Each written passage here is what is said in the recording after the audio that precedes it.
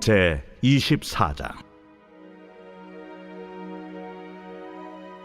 또 모세에게 이르시되 너는 아론과 나답과 아비후와 이스라엘 장로 70명과 함께 여호와께로 올라와 멀리서 경배하고 너 모세만 여호와께 가까이 나아오고 그들은 가까이 나오지 말며 백성은 너와 함께 올라오지 말지니라. 모세가 와서 여호와의 모든 말씀과 그의 모든 율례를 백성에게 전하매 그들이 한 소리로 응답하여 이르되 여호와께서 말씀하신 모든 것을 우리가 준행하리이다. 모세가 여호와의 모든 말씀을 기록하고 이른 아침에 일어나 산 아래 제단을 쌓고 이스라엘 12지파대로 12기둥을 세우고 이스라엘 자손의 청년들을 보내어 여호와께 소로 번제와 화목제를 드리게 하고 모세가 피를 가지고 반은 여러 양푼에 담고 반은 제단에 뿌리고 언약서를 가져다가 백성에게 낭독하여 듣게 하니 그들이 이르되 여호와의 모든 말씀을 우리가 준행하리이다. 모세가 그 피를 가지고 백성에게 뿌리며 이르되 이는 여호와께서 이 모든 말씀에 대하여 너희와 세우신 언약의 피니라. 모세와 아론과 나답과 아비후와 이스라엘 장로 70인이 올라가서 이스라엘의 하나님을 보니 그의 발 아래는 청옥을 편 듯하고 하늘같이 청명하더라. 하나님이 이스라엘 자손들의 존귀한 자들에게 손을 대지 아니하셨고 그들은 하나님을 뵙고 먹고 마셨더라.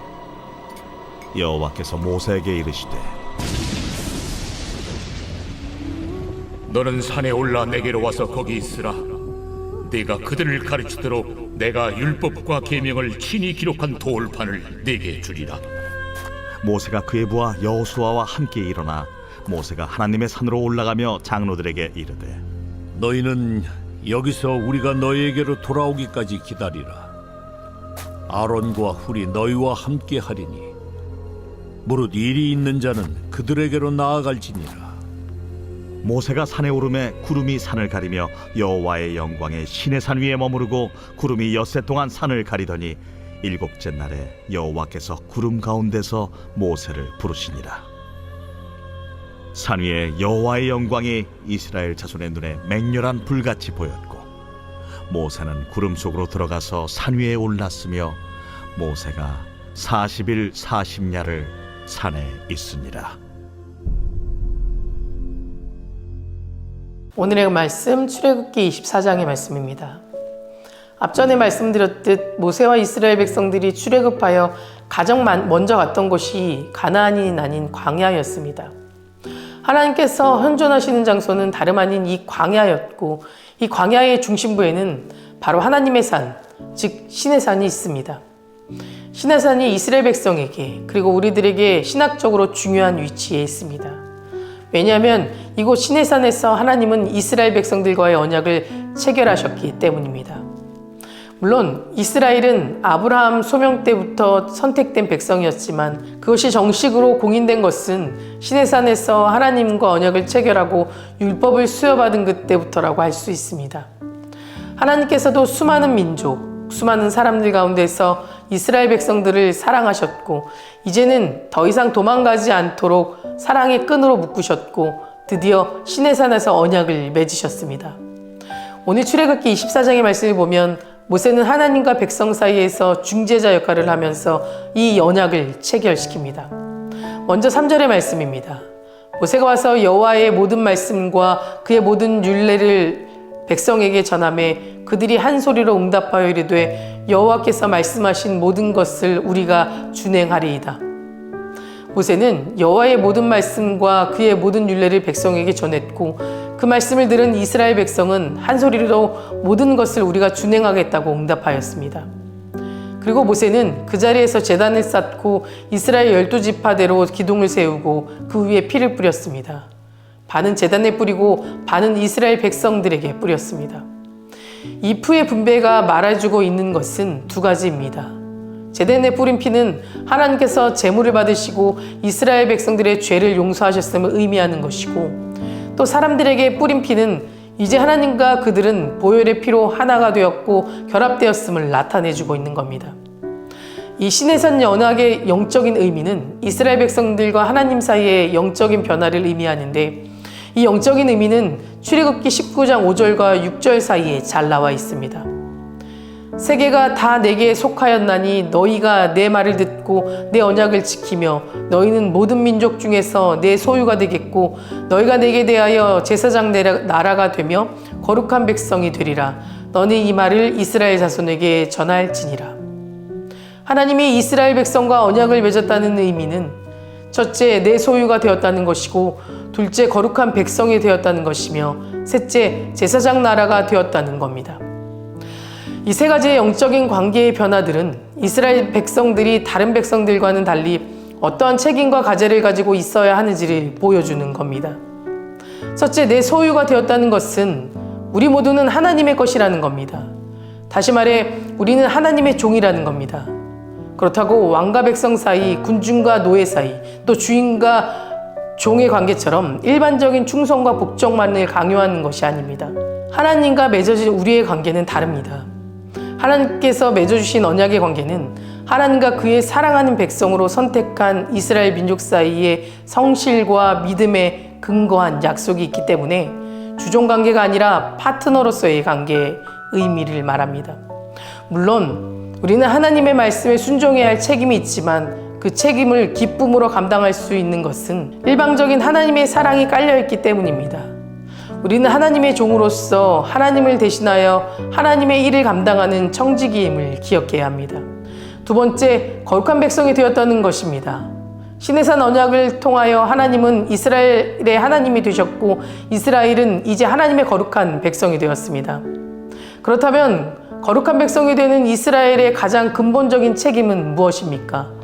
바로 십계명의 첫 번째 계명을 잘 지키는 것입니다. 너는 나 외에는 다른 신을 내게 두지 말라입니다. 이 말씀을 마음과 뜻을 다해 지키는 일을 행하라는 것입니다. 하나님 외에 다른 신을 두지 말라는 것엔 좋은 예가 있습니다. 라헬의 아버지 라반이 소유하고 있었던 드라빔 신상을 훔친 이야기입니다. 라헬은 하나님을 섬기면서도 자기네 안전을 위해서 신상을 섬겼습니다.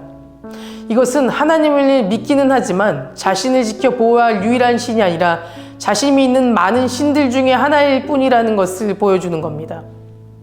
교회를 다니는 사람들 중에도 예수님을 믿으면서 미신을 의지하려는 사람들이 있습니다. 우리가 하나님의 거룩한 백성이 되기 위해서는 하나님을 많은 신들 중에 하나로 취급하고 사는 것이 아니라 나의 유일한 하나님, 나의 구원자이시며 내가 의지해야 할 분은 오직 하나님 한 분밖에 없음을 고백하며 살아가야 합니다. 세상 사람들처럼 똑같이 사람을 의지하고 미신을 의지하고 돈을 의지하고 자기의 지혜를 의지하는 것으로부터 철저히 우리는 구별되어야 합니다. 오직 하나님만을 섬겨야 합니다. 하나님만을 의지해야 합니다. 그 하나님은 많은 신들 중에 하나가 아니라 그 모든 것을 초월하여 영원부터 영원까지 스스로 계시는 천지와 인간을 창조하시고 그 운행을 경유하시는 단 한 분 창조주 하나님을 믿고 섬겨야 되는 것입니다. 이것이 거룩한 백성이 된 우리들의 책임과 과제입니다. 이스라엘 백성이 성막에서 제사를 드리는 것으로 시작했던 것처럼 우리는 이 주님의 성전에 나와 예배하며 찬양하는 것으로부터 시작해야 합니다. 이것이 구별된 자의 모습입니다. 또 이스라엘 민족이 거룩한 백성이 되기 위해 레위기서를 통해 주신 말씀대로 약자를 보호하고 사랑과 정의의 공동체를 이루기 위해 그 책임을 다했던 것처럼 우리도 공동체를 위해 약자를 보호하려 하고 배려하며 사랑을 실천해야만 합니다. 그리고 마지막으로 영적인 관계의 변화는 제사장 나라가 되는 것입니다. 시내산 언약에서 이스라엘이 하나님의 백성이 되는 또 다른 약속과 책임은 제사장 나라가 되는 길이었습니다. 제사장의 가장 큰 역할을 백성들의 죄와 아픔과 고통을 하나님 앞에 대변하고 또 대속하는 일입니다. 다시 말해 제사장 나라가 된다는 것은 이방 나라와 세계의 죄와 아픔과 고통을 하나님 앞에 대변하고 또 대속하는 백성이 된다는 의미입니다. 우리가 거룩한 백성으로 세상으로부터 구별되고 성별되었다면 그 다음에 해야 할 일은 제사장으로서의 사명을 감당해야 하는 겁니다. 우리를 선택하신 것은 섬기기 위함입니다. 제사장이 되어 교회를 섬기고 이웃을 섬기고 세상을 섬겨 여전히 죄 가운데 죽어있는 영혼을 향하여 생명을 선포하는 일을 감당하라는 것입니다. 우리들은 하나님의 이 놀라운 부르심 앞에 서 있는 자들입니다. 변함없는 영원한 언약으로 우리를 세워주셨습니다. 사랑하는 성도 여러분, 이 언약 안에는 주님이 십자가라는 가장 거룩하고 위대한 사랑이 담겨져 있습니다. 우리가 그 사랑을 받았으니 우리도 그 사랑이 요구하는 말씀에 책임을 다해 살아가는 저와 여러분 되시기를 간절히 소망합니다. 다 같이 기도하시겠습니다. 오늘은 토요일입니다. 토요일 공동기도 제목은 물질의 회복을 위해서 기도해 주시기 바랍니다. 성도님들의 생업과 사업을 지켜달라고 기도해 주시고 물질로 어려움 당하지 않도록 또 모든 필요한 자원을 허락해 달라고 성교하는 복된 가정 되게 해달라고 기도해 주시기 바랍니다. 그리고 올해 수험생을 위해서도 함께 기도해 주시기 바랍니다. 수험생의 이름은 다음과 같습니다. 권재우, 권준, 김사민, 김성재, 김수민, 김시호, 김희준, 유승철, 박도연, 배준혁, 신현전, 오채연 A, 오채연 B, 이도연, 이예린, 이정민, 전유빈, 정민재, 차재욱. 먼저 물질의 회복과 수험생을 위해 기도해 주시고 각자 개인의 기도 제목을 위해 기도해 주시기 바랍니다. 사랑과 은혜가 충만하신 하나님 감사합니다. 부족하고 연약한 우리를 지금까지 이끌어주시고 지켜주심에 더욱 감사드립니다. 거룩한 주님의 백성으로 세상과 구별된 삶으로 살아가게 하시고 주님께서 주신 이 땅에서 지키며 행해야 하는 사명을 잘 감당하게 하여 주시옵소서. 특별히 성도님들의 생업과 사업을 지켜주실 줄 믿습니다. 물질로 인하여 어려움 겪지 않도록 지켜주시고 혹여 어려움을 겪고 있는 성도님들은 주님께서 모든 것을 예비하시고 채워주실 것을 믿사오니 그들의 모든 상황과 처지를 살펴주시고 더 좋은 것으로 채워주시옵소서. 담임 목사님께 먼저 은혜 충만함을 채워주시고 성령 충만하게 하여 주셔서 선포되는 말씀을 통해 듣는 이의 심령이 변화되어 주님 안에 소망을 품고 세상의 귀한 빛과 소금 역할을 잘 감당할 수 있도록 인도하여 주시옵소서. 준비하시고 기도하시며 준비하시는 모든 사역마다 주님께서 함께 동행하여 주시옵소서. 다음 세대 아이들의 믿음을 지켜주시고 주님의 말씀으로 옳은 길을 걸어가고 또 소망을 꿈꾸며 그것을 위해 기도하는 삶이 되게 하시며 하나님께 예배하는 것이 기쁨이 되는 다음 세대 되게 하여 주시옵소서. 수험생을 지켜주시옵소서. 건강과 지혜를 지켜주시고 두렵고 떨리는 마음 주님께 모두 내려놓고 편안한 마음으로 감사하며 살아갈 수 있도록 지켜주시며 원하는 대학의 문이 열리게 하여 주시고 준비하는 시간을 통해 하나님을 붙잡고 기도하게 하여 주시옵소서. 암으로 치유받고 있는 박재순 권사님, 유은영 권사님, 이영숙 권사님, 오윤미 집사님, 박세현 청년, 유경민 청년 주님 깨끗이 치유해 주시고 끝까지 소망 가운데 살게 하여 주시옵소서. 호황정다님 더욱 건강한 일상으로 회복시켜 주실 줄 믿습니다. 투석 중인 성도님들, 사고로 입원 중인 성도님들 주님께서 힘을 주시고 하나님을 더 의지하며 기도하게 하여 주시며 우울증, 공황장애, 불면증 겪고 있는 성도님들에게는 담대한 마음과 평안함으로 하나님이 주신 하루의 참 자유를 누리며 살게 하여 주시옵소서. 새벽마다 1000번째 드리며 간구하는 기도 제목에 응답하여 주시길 간절히 소망하며 이 모든 말씀 예수 그리스도의 이름으로 기도드립니다. 아멘.